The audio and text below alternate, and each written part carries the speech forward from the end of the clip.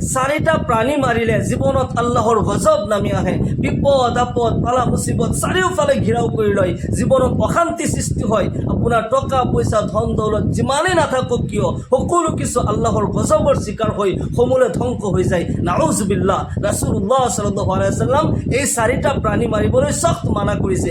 আবু দাউদ শৰীফৰ 5267 number হাদিছ হয়। হযৰত আব্দুল্লাহ ইবনে আব্বাস ৰাদিয়াল্লাহু আনহুৰ পৰা বর্ণিত, আন আব্দুল্লাহ ইবনে আব্বাস রাদিয়াল্লাহু আনহু قال ان النبي صلى الله عليه وسلم نهى عن قتل 40 من الدواب। হযরত আব্দুল্লাহ বিন আব্বাস রাদিয়াল্লাহু আনহু বর্ণনা করে রাসূলুল্লাহ সাল্লাল্লাহু আলাইহি ওয়াসাল্লাম চাৰিটা প্ৰাণী মাৰিবলৈ সখ্ত মানা কৰিছে, কঠিনভাৱে নিষেধ কৰিছে। এটা কথা মনত ৰাখিব, যিকোনো প্ৰাণী আমি অযথা অন্যায়ভাৱে আমি মাৰিব নালাগে, হত্যা কৰিব নালাগে। কাৰণ আল্লাহ তাআলাই এই কায়নাত, এই বিশ্ব ব্ৰহ্মাণ্ডত যিমান মখলুকাত সৃষ্টি কৰিছে, যিমান সৃষ্টি জীৱ আছে, সকলো কিছু মানুহৰ উপকাৰৰ কাৰণে আল্লাহ তাআলাই সৃষ্টি কৰিছে, সকলো কিছু মানুহৰ ফায়দাৰ কাৰণে আল্লাহ তাআলাই সৃষ্টি কৰিছে। আৰু মানুহক আল্লাহ তাআলাই উচ্চ মৰ্যাদা দান কৰিছে, জীৱ শ্ৰেষ্ঠ প্ৰাণীৰ মৰ্যাদা আল্লাহ তাআলাই দান কৰিছে। আমি অন্যায়ভাৱে যদি কোনো প্ৰাণীক আমি হত্যা কৰিছোঁ, অন্যায়ভাৱে আমি কষ্ট দিওঁ, তাৰ কাৰণে ইহকাল পৰকাল আমাৰ বৰবাদ হৈ যাব। যিকোনো প্ৰাণী আমি অন্যায়ভাৱে মাৰিব নালাগে। হাদিছ শৰীফত আহিছে, আল খালকু ইয়ালুল্লাহ ফাহাব্বুল খালকি ইলাল্লাহ মান আহসানা ইলা ইয়ালিহি। এই পৃথিৱীত যিমান সৃষ্টি জীৱ আছে, সকলো জীৱ আল্লাহ তাআলাৰ পড়োশী হয়। আল্লাহ তাআলা সকলোকে মহাব্বত কৰি সৃষ্টি কৰিছে। আমি যেতিয়া এটা প্ৰাণী মাৰোঁ, চিন্তা কৰিব লাগে যে এই প্ৰাণীটো মই সৃষ্টি কৰিব নোৱাৰিম, ইয়াৰ সৃষ্টিকৰ্তা আল্লাহ হয়, যিজনে মোক সৃষ্টি কৰিছে। আল্লাহ তাআলাৰ বান্দাৰ ভিতৰত আটাইতকৈ শ্ৰেষ্ঠ আৰু আল্লাহৰ মহাব্বতৰ বান্দা সেইজন যিজনে নেকি আল্লাহৰ মখলুকাতৰ লগত, সৃষ্টি জীৱৰ লগত ভাল ব্যৱহাৰ কৰে। যদি আমি আল্লাহৰ পচন্দনীয় বান্দা হ'ব বিচাৰোঁ, তেতিয়াহ'লে আল্লাহৰ সৃষ্টি জীৱৰ যাতে আমি কোনোদিন ক্ষতি নকৰোঁ। বিশেষকৈ চাৰিটা মখলুকৰ কথা, চাৰিটা প্ৰাণীৰ কথা আজি কৈ আছোঁ। এই হাদিছত যিখিনি কথা আহিছে, 1 নম্বৰ হৈছে নামলাতুন নাহা আন কাতলে আৰবাইন মিনাত দাৱাব আন নামলা। নবী সাল্লাল্লাহু আলাইহি ওয়াসাল্লাম চাৰিটা প্ৰাণী মাৰিবলৈ সখ্ত মানা কৰিছে। তাৰে 1 নম্বৰ হৈছে পৰুৱা, পিপৰা যিটো আমি কওঁ। আল্লাহ তাআলাই এই পিপৰা সম্পৰ্কে কোৰআনে কাৰিমত এটা সূৰা অৱতীৰ্ণ কৰি দিছে। সুবহানাল্লাহ। যি সূৰাৰ নাম হৈছে সূৰাতুন নমল। সূৰা নমলত হযৰত সুলাইমান আলাইহিস সালামৰ লগত পিপৰাই কথা পাতিছিল। আল্লাহ তাআলা কোৰআনে কাৰিমত এনেদৰে উল্লেখ কৰে, قالت نملة يا أيها النمل ادخلوا مساكنكم لا يحطمنكم سليمان وجنوده وهم لا يشعرون। হযরত সুলাইমান আলাইহিস সালামক আল্লাহ তাআলা ইমানে শক্তি দিছিল, ইমানে পাৱাৰ দিছিল যে তেওঁ গোটেই পৃথিৱীত ৰাজত্ব কৰিছিল। দেৱ দানৱ পশু পক্ষী তেখেতৰ সিকিউৰিটি আছিল। ইমানেই জ্ঞান আল্লাহ তাআলাই দিছিল, ইমানেই শিক্ষা দিছিল, তেওঁ পশুৰ ভাষা বুজি পায়, পক্ষীবোৰৰ ভাষা বুজি পায়, পানীৰ মাছৰ ভাষা বুজি পায়, গছৰ ভাষা বুজি পায়, কীট পতংগৰ ভাষা পৰ্যন্ত তেওঁ বুজি পায়। পৃথিৱীত য'তেই নেকি কোনোবাই কিবা আৱাজ দিয়ে, লগে লগে বতাহে আনি তেখেতক সেই আৱাজ শুনাই দিয়ে যে অমুকে তোমাক মাতিছে।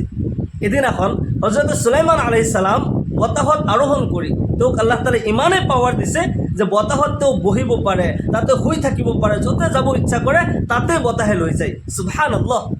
আল্লাহ তাআলাৰ পয়গম্বৰক আল্লাহ তাআলাই ইমান সন্মান দিছিল, ইমান মৰ্যাদা দিছিল। এদিনাখন ভ্ৰমণ কৰি থাকোঁতে বতাহে উৰুৱাই নি এনেকুৱা এটা স্থানত লৈ গ'ল। তেওঁ এটা আৱাজ পালে যে অমুক ঠাইত তেওঁ য'ত যাব বিচাৰিছে তাৰ পৰা এক আৱাজ আহিল। এক পৰুৱাই মাতি মাতি কৈ আছে, পৰুৱা মালিকা যিটো, তেওঁ ৰাণী, পৰুৱাৰ ৰাণী, আৰু তেওঁ কৈ আছে, সেই পৰুৱাসকল সুলাইমান আহি আছে আৰু তেওঁৰ অজানিতে হ'ব পাৰে তেওঁৰ সৈন্য সামন্তৰ ভৰিৰ খুন্দা তোমালোকৰ জান গুচি যাব পাৰে, মৃত্যু হ'ব পাৰে, তোমালোক নিজৰ নিজৰ গাঁতত গুচি যোৱা। এই আৱাজ সুলাইমান আলাইহিস সালাম 3 মাইল দূৰৰ পৰাই এই আৱাজ শুনিছিল যে পৰুৱাই মাতি মাতি কৈ আছে সকলো নিজৰ নিজৰ গাঁতত সোমাই যোৱা। হযৰত সুলাইমান আলাইহিস সালাম সেই স্থান পোৱাৰ আগত বতাহৰ পৰা তেওঁ নামি আহিল। ইয়াতে আৰু বতাহত আৰোহণ কৰা নাই, ইয়াতে খোজকাঢ়ি তেওঁ গৈ আছে। 3 মাইল আগতে শব্দ পাই তাৰ পৰাই তেওঁ খোজকাঢ়ি গৈ আছে। আৰু গৈ থাকোঁতে সেই পৰুৱা, যি পৰুৱাই নেকি মাত লগাই কৈছিল সকলো পৰুৱা তোমালোক নিজৰ নিজৰ গাঁতত সোমাই যোৱা, তেওঁ যায় সেই পৰুৱাক তুলি হাতত উঠাই লৈছে আৰু সুধিছে, হে পৰুৱা, তুমি ইমান ভয় কিয় কৰিছা? তুমি জানানে সুলাইমানে কাৰোবাক অন্যায়ভাৱে কষ্ট নিদিয়ে? সেই পৰুৱাই কয়, হে আল্লাহৰ পয়গম্বৰ, মই আপোনাক ভালকৈ চিনি পাওঁ, আপুনি আল্লাহৰ পয়গম্বৰ হয়, আপুনি বহুত দয়াবান হয়, আপুনি কোনো প্ৰাণীক অন্যায়ভাৱে আপুনি হত্যা নকৰে, মই জানো। কিন্তু ডাঙৰ ডাঙৰ মানুহে কেতিয়াবা সৰু সুৰা ভুল কৰে, যি ভুলৰ কাৰণে তেওঁ বহুত ডাঙৰ শাস্তিৰ সন্মুখীন নহয়, তেওঁ হয়তো অনুভৱ নকৰে, কিন্তু সৰু জাতিৰ এটা জান গুচি যায়। হে আল্লাহৰ পয়গম্বৰ, আপোনাৰ অজানিতে আপোনাৰ সৈন্য সামন্তৰ ভৰিৰ খুন্দাত যদি এটা পৰুৱাৰ জান গুচি যায়, আপুনি হয়তো ইয়াৰ কাৰণে আল্লাহৰ ওচৰত জবাবদিহি হ'ব নালাগে, কাৰণ আপুনি জানি শুনিও এই ভুল কৰা নাই। কিন্তু আমাৰ জাতিৰ এটা পৰুৱাৰ জান গুচি যাব, মই ইয়াৰ কাৰণে জবাব দিব লাগিব। মোৰ ৰাজত্ব কালত, মই ৰাণী থকাৰ পিছতো মোৰ ৰাজত্ব কালত অন্যায়ভাৱে কিয় এটা পৰুৱাৰ মৃত্যু হ'ল, মই জবাব দিব লাগিব। ডাঙৰ ডাঙৰ মানুহে কেতিয়াবা সৰু সুৰা ভুল কৰিলে সেই ভুলৰ কাৰণে হয়তো তেওঁলোক অনুতপ্ত নহয়, বহুত ডাঙৰ শাস্তিৰ সন্মুখীন নহয়, কিন্তু সৰু জাতিৰ এটা জান গুচি যায়। সেইকাৰণে আমি কিছুমান ভুল, অজানিতেও কিছুমান ভুল কৰিব নালাগে, আমি সতৰ্ক থাকিব লাগে। আমাৰ মহিলা মা ভনীসকল ঘৰ ঝাৰু দিয়ে, ঘৰ পৰিষ্কাৰ কৰে, দিনৰ ভাগত ঘৰ পৰিষ্কাৰ কৰিব। আপোনাৰ ঝাৰুৰ খুন্দাত যদি এটা পৰুৱাৰ জান গুচি যায়, তাৰ অভিশাপত আপোনাৰ জীৱনত অশান্তি নামি আহিব। হয়তো আপুনি নাভাবিব বোলে মই জানি শুনি কৰা নাই, কিন্তু সতৰ্ক হ'ব লাগে। হজৰতে আলী ৰাদিয়াল্লাহু তাআলা আনহুৰ ওচৰত এগৰাকী মহিলা আহি কৈ আছিল, হুজুৰ মোৰ জীৱনত বৰকত নাই, মোৰ স্বামী মোৰ দুটা ল'ৰাই ইনকাম কৰে, কিন্তু কোনো বৰকত মই নাপাওঁ, একফালে আহে আৰু একফালে গুচি যায়, টকা পইচাৰ কোনো হিচাপ মই নাপাওঁ, কাৰণটো কি? হজৰতে আলী ৰাদিয়াল্লাহু তাআলা আনহু মহিলাগৰাকীক বহুত কিছু সুধিলে, তেওঁৰ ঘৰৰ হাল অৱস্থাবোৰ সুধিলে। অৱশেষত হজৰতে আলী ৰাদিয়াল্লাহু তাআলা আনহু মহিলাগৰাকীক সম্বোধন কৰি কয়, হে মা, আপুনি ঘৰ কেতিয়া ঝাৰু দিয়ে? মহিলাগৰাকী কয়, দিন ৰাতিলৈ কথা নাই, যেতিয়া সময় হয়, যেতিয়া লেতেৰা হয় তেতিয়াই ঝাৰু দিওঁ। হজৰতে আলী ৰাদিয়াল্লাহু তাআলা আনহুই কয়, যি ঘৰ অভিশপ্ত হয় সেই ঘৰত বৰকত কেনেকৈ আহিব? অভিশপ্ত ঘৰত কেতিয়াও বৰকত নহয়, সেই ঘৰত বিপদ আপদ বালা মুচিবত লাগিয়ে থাকিব। মহিলাগৰাকী আচৰিত হৈ গ'ল যে মোৰ ঘৰ কেনেকৈ অভিশপ্ত হ'ব পাৰে? হজৰতে আলী ৰাদিয়াল্লাহু তাআলা আনহুই কয়, আপুনি ৰাতিও ঘৰ ঝাৰু দিয়ে। আল্লাহ তাআলাৰ সৰু সৰু মখলুকাত ৰাতিৰ অন্ধকাৰত, দিনৰ ভাগত তেওঁলোক ওলাই আহিব নোৱাৰে, ৰাতিৰ অন্ধকাৰত তেওঁলোক ওলাই আহে, আল্লাহ তাআলাৰ জিকিৰ কৰে। এই পৃথিৱীত যিমান মখলুকাত আছে সকলো মখলুকে আল্লাহ তাআলাৰ জিকিৰ কৰে, আল্লাহ তাআলাৰ ইবাদত কৰে। আল্লাহ তাআলাৰ সৰু সৰু মখলুকাত ৰাতিৰ ভাগত তেওঁলোক নিজৰ গন্তব্য স্থানৰ পৰা ওলাই আহে, নিজৰ আহাৰ কৰে, আল্লাহ তাআলাৰ জিকিৰ কৰে। আপুনি যদি ৰাতি ঘৰ ঝাৰু দিয়ে, আপোনাৰ অজানিতে আপোনাৰ ঝাৰুৰ খুন্দাত তেওঁলোক নিজৰ গন্তব্যস্থান হেৰুৱাই পেলায়, তেওঁলোকৰ কাৰোবাৰ মৃত্যু হৈ যায়, আৰু তেওঁলোকৰ অভিশাপৰ কাৰণে আপোনাৰ ঘৰত অশান্তি নামি আহে, আপোনাৰ ঘৰত কোনো বৰকত নহয়, টকা পইচা যিমানে ইনকাম কৰিছে তাতে কোনো বৰকত নাই। মনত ৰাখিব, আমি যাতে অন্যায়ভাৱে কোনো মখলুকাত নামৰ, বিশেষকৈ এক নম্বৰত যে পৰুৱা, আমি যেতিয়া খোজকাঢ়ি গৈছোঁ তলফালে আমি চাই যাওঁ, যাতে মোৰ ভৰিৰ খুন্দাত কোনো জীৱৰ হত্যা হৈ নাযায়। ঘৰ পৰিষ্কাৰ কৰিছোঁ, মহিলা মা ভনীসকল ঘৰ পৰিষ্কাৰ কৰোঁতেও কোনো পৰুৱা যাতে ঝাৰুৰ খুন্দাত যাতে মৃত্যু নহয়, তেতিয়াহ'লে তেওঁলোকৰ অভিশাপৰ দ্বাৰা জীৱনত অশান্তি নামি আহিব। এক নম্বৰ হৈছে আন নামলা, পৰুৱা যাতে আমি অন্যায়ভাৱে নামাৰোঁ। দ্বিতীয় নম্বৰ আন নাহলা, আন নামলাটো ওয়ান নাহলাটো। দ্বিতীয় নম্বৰ হৈছে নাহলা, নাহলাতুন মানে হৈছে মৌমাখি।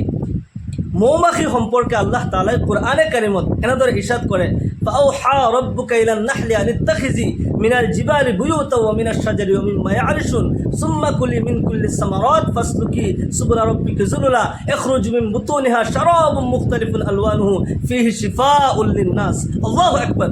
আল্লাহ তাআলাই মৌমাখিৰ অন্তৰত এই কথা ওহী কৰি দিলে, জনাই দিলে যে তুমি তিনিটা স্থানত বাহা বনোৱা, পাহাৰীয়া অঞ্চলত, গ্ৰামাঞ্চলৰ বৃক্ষবোৰত, আৰু মানুহৰ ঘৰৰ চুকে কোণে, চহৰীয়া অঞ্চলৰ মানুহৰ ঘৰৰ চুকে কোণে বাহা বনোৱা।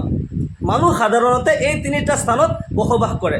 কিছু সংখ্যক মানুহ পাহাৰীয়া অঞ্চলত থাকে, কিছু সংখ্যক মানুহ গ্ৰামাঞ্চলত থাকে, কিছু সংখ্যক মানুহ চহৰীয়া অঞ্চলত থাকে। সেইকাৰণে এই তিনিটা স্থানত বাহা বনালে যাতে ইয়াৰ পৰা সকলো উপকৃত হ'ব পাৰে, সকলোৱে ফায়দা হাসিল কৰিব পাৰে। আল্লাহ তাআলাই মৌমাখিক আকৌ কয়, তুমি প্ৰত্যেক ফুলৰ পৰা, প্ৰত্যেক ফলৰ পৰা তুমি পান কৰা, আৰু ৰং বিৰঙৰ ফলৰ যি ৰস তোমাৰ পেটৰ পৰা নিগৰি পৰিব, সেয়া মানুহৰ কাৰণে শিফাদায়ক হয়, ৰোগ প্ৰতিষেধক হয়। আল্লাহু আকবাৰ।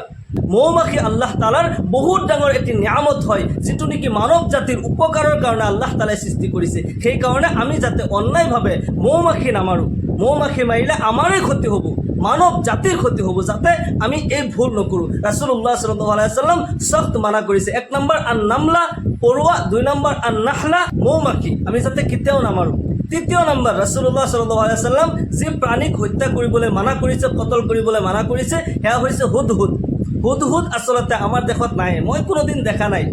হুদহুদ পক্ষী হজৰত সুলাইমান আলাইহিস সালামৰ মুখবিৰ আছিল, সুলাইমান আলাইহিস সালামৰ সোৰ্স আছিল। হজৰত সুলাইমান আলাইহিস সালাম ক'ৰবাত যদি জমিনৰ তলৰ পৰা কিবা খাজানা উলিয়াব লগা হয়, হুদহুদ পক্ষীক অৰ্ডাৰ কৰে তুমি চাই আহা। হুদহুদ পক্ষী জমিনৰ ওপৰৰ পৰা চাব পাৰে, যদি হাত জমিনৰ তলতো কোনো খাজানা লুকাই আছে, হুদহুদ পক্ষীয়ে কৈ দিব পাৰে এই ঠাইত খাজানা লুকাই আছে। আল্লাহু আকবাৰ। হুদহুদ পক্ষীক আল্লাহ তাআলাই এই তাকত দিছিল, আৰু হুদহুদ পক্ষী হজৰত সুলাইমান আলাইহিস সালামৰ মুখবিৰ আছিল। 4 নম্বৰত ৰাসূলুল্লাহ সাল্লাল্লাহু আলাইহি ওয়াসাল্লাম যি প্ৰাণী হত্যা কৰিবলৈ সখ্ত মানা কৰিছে সেইটো হৈছে আসুৰাত। চুৰাতুন মানে হৈছে ঘনচিৰিকা, সৰু সৰু চৰাই ঘনচিৰিকা। আমি যাতে কেতিয়াও নামাৰোঁ, এনেই অন্যায়ভাৱে যিকোনো প্ৰাণী আমি হত্যা কৰিব নালাগে। যিবোৰ প্ৰাণী ইজাৰ ইছানি হয়, মানুহক ক্ষতি কৰে অথবা আপোনাক ক্ষতি কৰিবলৈ আহিছে, আপোনাৰ জান বচাবলৈ ডিফেন্সত আপুনি তাক হত্যা কৰিছে, এইটো বেলেগ কথা। কিন্তু অন্যায়ভাৱে যদি কোনো প্ৰাণীক আপুনি হত্যা কৰিছে, ইয়াৰ কাৰণে আল্লাহ তাআলাৰ ওচৰত আপুনি জবাব দিব লাগিব, আপোনাৰ ইহকাল পৰকাল বৰবাদ হৈ যাব। এটা কথা সদায় মনত ৰাখিব, সৰু সৰু কীট পতংগৰ দোৱাৰ কাৰণে জীৱনত শান্তি হয়, জীৱনত আয় উন্নতি হয়, আৰু তেওঁলোকৰ অভিশাপৰ কাৰণেও ইহকাল পৰকাল বৰবাদ হৈ যায়, জীৱনত বালা মুচিবত পেৰেচানি আহে। আল্লাহৰ এজন ওলি তেওঁ কবৰস্থানৰ কাষেদি গৈ আছিল, গৈ থাকোঁতে দেখা পালে কবৰত ধাও ধাও কৰি জুই জ্বলি আছে। তেওঁ ভাবিলে যে মই যদি কিবা সহায় কৰিব পাৰিলোহেঁতেন। ওচৰৰ গাঁৱৰ মানুহক সুধিছে এই কবৰত থকা মানুহজন কোন হয়, তেওঁৰ ল'ৰা ছোৱালী আছেনে নাই, মা বাবা আছেনে নাই, তেওঁৰ পৰিয়াল কোন কোন হয়। যেতিয়া সুধিলে গাঁৱৰ মানুহে ক'লে যে এইগৰাকী মহিলাৰ ইন্তেকাল হৈছে, বহুত দিন হ'ল, তেওঁৰ এগৰাকী ছোৱালী আছে, অমুক জমিদাৰৰ ঘৰত থাকে। মহিলাগৰাকী অত্যন্ত বেয়া মানুহ আছিল, কুকৰ্ম কৰিছিল, বেশ্যা আছিল, আৰু ছোৱালীজনীও বেশ্যা হয়, অমুক জমিদাৰৰ ঘৰত থাকে। আল্লাহৰ অলিজনে ভাবিলে যদি মই কিবা সহায় কৰিব পাৰোঁ। আল্লাহৰ অলিসকলৰ কষ্ট খোলা থাকে, অন্তৰৰ চকুৰ দ্বাৰা তেওঁলোকে চাব পাৰে। কবৰত কি হৈ আছে তেওঁ গম পাইছিল, আল্লাহ তাআলাই জনাই দিছিল। সেইকাৰণে আল্লাহৰ অলিজন সেই ছোৱালীজনীৰ ওচৰত গৈ আছিল। তেওঁ পথাৰৰ মাজেদি যেতিয়া যায় সেই জমিদাৰৰ ঘৰত গৈ দেখা পাইছে ছোৱালীজনী কাপোৰ ধুই আছে, পুখুৰীৰ পাৰত কাপোৰ ধুইছে।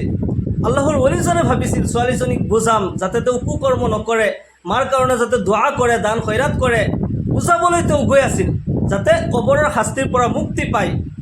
তেওঁ উপকাৰৰ কাৰণে গৈ আছিল। কিন্তু ছোৱালীজনী তেওঁতো বেশ্যা হয়, যিজন যেনেকুৱা হয় তাৰ মনত সেই কথাই থাকিব।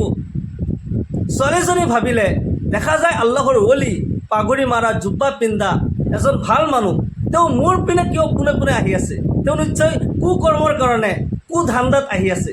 তেওঁ এই কথা ভাবি আল্লাহৰ অলিজনে আচলতে উপকাৰৰ কাৰণে গৈ আছিল, তেওঁ ভাবিছে কুকৰ্মৰ কাৰণে, যাৰ কাৰণে ছোৱালীজনীয়ে বোকা মাটিয়ে লৈ আল্লাহৰ অলিজনৰ ফালে তেওঁ মাৰি দিছে। আল্লাহৰ অলিজন তাৰ পৰা ঘূৰি আহিল, সেই মই তোমালোকক সহায় কৰিবলৈ আহিছিলোঁ আৰু তুমি এনেকুৱা কৰিলা, মোক এনেকুৱা অসন্মানী কৰিলা, তোমালোকৰ যি হৈ থাকক। আল্লাহৰ অলিজন ইয়াৰ পৰা গুচি গ'ল।